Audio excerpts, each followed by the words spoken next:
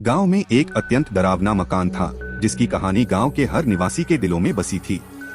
जब भी रात की चांदनी गांव के उस कोने में दीवारों में बसी खौफनाक छाया डालती तो सभी लोग अपने घरों में सुख शांति के साथ सोने के लिए उस मकान से दूरी बनाते।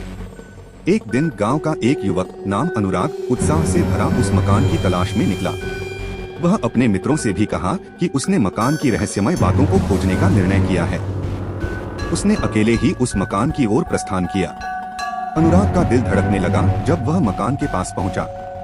मकान की दीवारें बिल्कुल बिखरी हुई थीं और वहां से बहुत सारी विचित्र आवाजें आ रही थीं। लेकिन अनुराग ने अपने डर को नकारा और मकान के अंदर चले गए।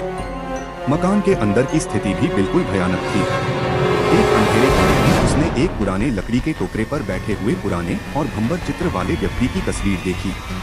उस व्यक्ति की आंखों में कुछ अजीब सा था जो अनुराग को भयभीत कर रहा था। वह चित्र उसे विचार करने पर मजबूर कर रहा था कि क्या वास्तव में कुछ भूत प्रेत हैं।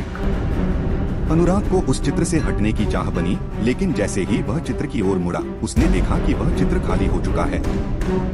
एक अजीब सी चीख और हंसी के गूंज मकान में फैल गई, जिससे अनुराग का दिल उसके जीभ के सिरे की तरह कांपने लगा। वह चित्र की ओर फिर से मुड़ा और देखा कि चित्र में अब वह व्यक्ति अनुराग के सामने खड़ा है और उसके आंखों में अब जिंदगी और भय से भरी नजरें थीं। अनुराग की चीख पूरे मकान में गूंज उठी, लेकिन कोई भी आवाज नहीं आई। उसके हाथ पैर झटके और उसने पलटते हुए मकान से बाहर निकलने की कोशिश की, लेकिन दरवाजे बंद हो गए थे, जैसे वह उस मकान में फंस गया हो।